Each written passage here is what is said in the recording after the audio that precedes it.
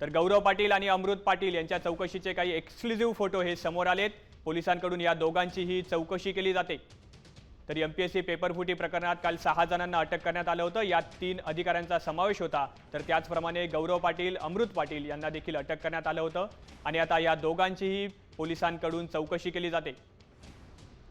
तर या संदर्भात अधिक माहिती देत आहेत आपले प्रतिनिधी सागर निकवडे। सागर, आपण बघतोय की गौरव पाटील आणि अमृत पाटील यांची चौकशी केली जाते। या तपासात काय महत्त्वाची माहिती समोर येण्याची शक्यता आहे?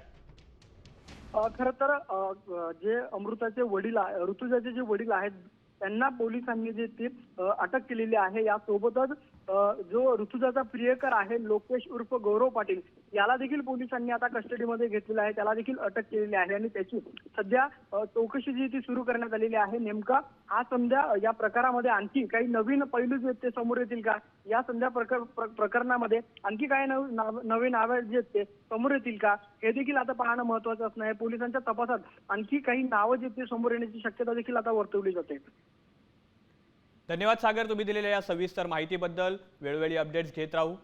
तर आपण बघतोय गौरव पाटील आणि अमृत पाटील यांची पोलिसांकडून तपासणी केली जाते।